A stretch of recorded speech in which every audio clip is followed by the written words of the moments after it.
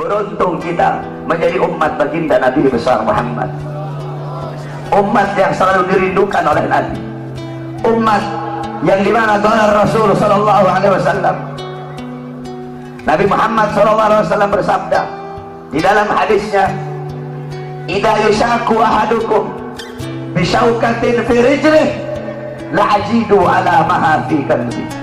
Apa kata Nabi?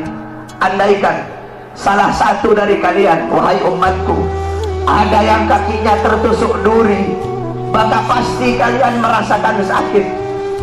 Rasa sakit yang kalian rasakan itu pun aku rasakan, bahkan sampai ke dalam hatiku. Umat yang selalu dicintai oleh Nabi Muhammad, umat yang selalu diperdulikan oleh Nabi Muhammad. Sayyidatuna Aisyah radhiyallahu anha, beliau pernah melakukan suatu pekerjaan yang disenangi oleh Nabi, sehingga Nabi mengangkat tangan dan berdoa, Allahumma ighfir li Aisyah ma qaddamat wa ma akharat, ma adharat wa ma abtanat. Ya Allah, ampuni dosa-dosa Aisyah yang telah lalu, yang telah lalu, yang akan datang, yang tampak, yang tidak tampak. Ampuni dosa Aisyah ya Allah. Siti Aisyah loncat-loncat. Siti Aisyah sangat senang dengan doa Nabi Muhammad. Nabi berkata, wahai Aisyah, apakah kamu senang dengan doa seperti itu? Kata Siti Aisyah, siapa yang tidak senang didoakan manusia mulia sepertimu ya Rasulullah. Kata Nabi, wahai Aisyah, kalau kamu senang dengan doa seperti itu, ketahuilah doa seperti itulah yang setiap yang setiap saat, setiap pagi, siang, sore, malam, setiap waktu aku mintakan kepada Allah untuk umatku. Nabi Muhammad begitu peduli kepada kita sebagai umat. Beruntung kalian menjadi umat yang dimana qala Sayyidina Ali karamallahu wajhah, inna Rasulullah fi akhir nafsi haradat safataihi marratain falghaitu sam'i fasamituhu yaqul ummati ummati faqbilah Rasulullah.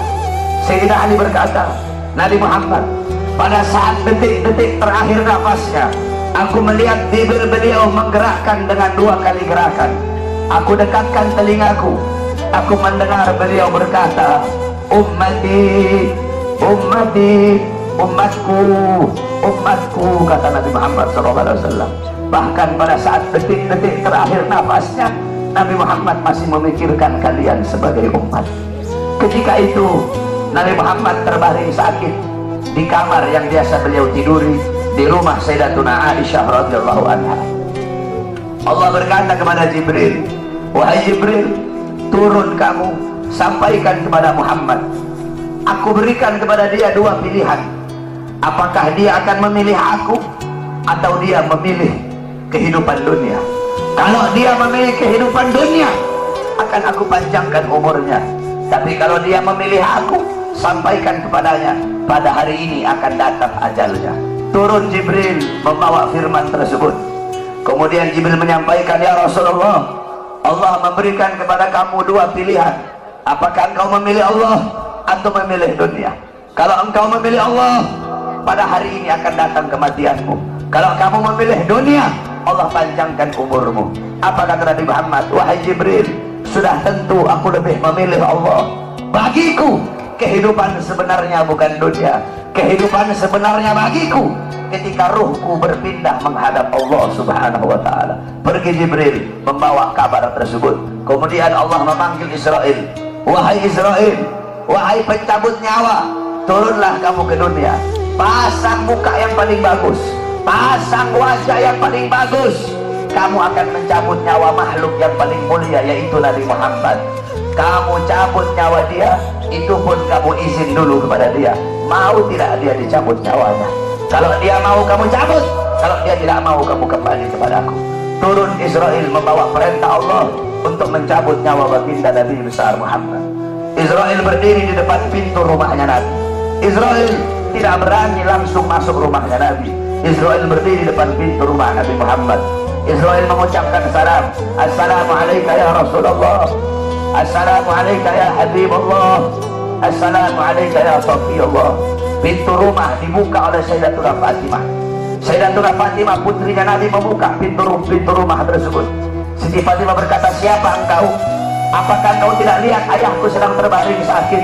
Israel menjawab, aku yang memisahkan anak dengan orang tua, aku yang memisahkan orang tua dengan anak, aku yang memisahkan suami dengan istri, aku yang memisahkan istri dengan suami, aku yang menjadikan anak-anak menjadi yatim, aku yang menjadikan istri-istri menjadi janda, aku yang meramaikan kuburan, aku pemisah antara kehidupan dan kematian.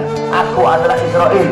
Allah memberikan mandat kepada aku untuk mencabut nyawa seluruh makhluk, dan aku datang ke sini untuk mencabut nyawa makhluk yang paling mulia, baginda Nabi besar Muhammad.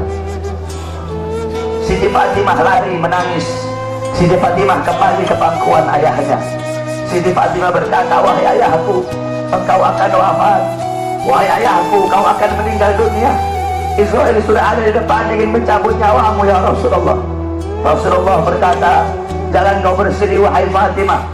Wahai Fatimah, ketahuilah, setelah kematianku, engkau adalah manusia yang pertama kali akan menyusulku. Setelah kematianku nanti kelak, engkau adalah manusia yang pertama kali masuk surga setelah aku. Siti Fatimah mengusap air matanya. Datang Israel, berdiri di hadapan Nabi Muhammad. Israel berkata, ya Rasulullah, dengan segala kerendahan hatiku, aku datang kemari untuk mencabut nyawamu atas perintah Allah. Aku izin dulu kepadamu, apakah engkau mau dicabut nyawa? Kalau engkau mau, aku cabut. Kalau engkau tidak mau, aku kembali kepada Allah Subhanahu wa ta'ala. Nabi Muhammad berkata, ya Jibril, wahai Jibril, aku belum puas meninggalkan umatku kalau belum diberi jaminan oleh Allah Subhanahu wa ta'ala. Nabi Muhammad masih memikirkan nasib kita sebagai umat. Nabi Muhammad pergi menghadap apa? Jibril pergi menghadap Allah. Jibril berkata, ya Allah, kekasihmu Rasulullah meminta jaminan untuk umatnya. Apa kata Jibril? Ya Rasulullah, ya Allah, kekasihmu meminta jaminan untuk umatnya. Allah berkata, Allah berfirman, fa'auhallahu ta'ala ala Jibril, basyirhu ya Jibril, innahu awwalu nasin kharijun minal ardi idha bu'isu wa sayyiduhum idha jami'u fabasyirhu innal jannah muharramatun alal umam qabla an tadkhuluha ummatuh. Allah berkata kepada Jibril, wahai Jibril, sampaikan kepada kekasihku Muhammad, dia adalah manusia yang pertama kali akan aku bangkitkan dari dalam kubur. Dia adalah manusia yang menjadi pemimpin seluruh manusia di dunia dan akhirat. Dia menjadi pemimpin kelak ketika hari kebangkitan. Dan sampaikan kepadanya, jaminan dariku, surga aku haramkan untuk dimasuki oleh umat manapun sebelum surga dimasuki oleh umatnya. Turun Jibril bawa wahyu tersebut. Rasulullah berkata, al-an qarrat aini, sekarang aku senang, sekarang aku puas. Cabutlah nyawaku wahai Israel. Dicabut nyawa Nabi Muhammad SAW. Ketika dicabut nyawa Nabi Muhammad mendesak. Nabi Muhammad berkata, kata, dicabut lagi nyawa Nabi Muhammad. Nabi Muhammad berkata, Nabi Muhammad merasakan sakit. Di sebelah kanannya Nabi ada sebuah cawan berisi air. Nabi Muhammad letakkan tangannya di cawan tersebut. Beliau usap air keringat yang keluar dari wajah beliau.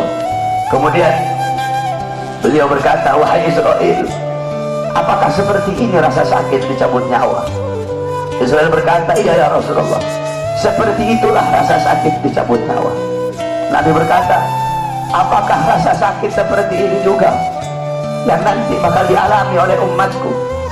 Apakah rasa sakit seperti ini yang nanti bakal umatku rasakan wahai Israel? Israel berkata, ya Rasulullah, rasa sakit seperti itulah yang nanti bakal dialami oleh umatmu. Rasa sakit seperti itulah yang nanti bakal dirasakan oleh umatmu. Mendengar itu Nabi Muhammad menangis. Nabi Muhammad mengangkat tangan. Doa terakhirnya Nabi Muhammad, harapan terakhirnya Nabi Muhammad, doa yang menutupi wafatnya Nabi Muhammad SAW. Beliau mengangkat tangan dan berdoa, Allahumma khaffif ala ummati fi sakratil maut. Ya Allah, ringankanlah sakratul maut umatku. Ya Allah, permudahkanlah sakratul maut umatku. Aku nabi mereka, aku pemimpin mereka, aku penanggung jawab mereka ya Allah. Biar aku menanggung seluruh rasa sakit sakratul maut umatku. Biar aku menanggung beban penderitaan rasa sakit mereka ya Allah. Umatku tidak akan kuat Mereka tidak akan sanggup, ya Allah. Biar aku Muhammad menanggung rasa sakit sakratul maut umatku. Apa yang telah kau lakukan untuk Nabi Muhammad? Apa yang telah kau korbankan untuk Nabi Muhammad? Nabi Muhammad berjuang untuk kalian. Nabi Muhammad menanggung rasa sakit sakratul maut kalian. Karena begitu cinta beliau kepada kalian sebagai umat. Saya dan kalian, kita tidak bisa membalas jasa-jasa Nabi Muhammad SAW.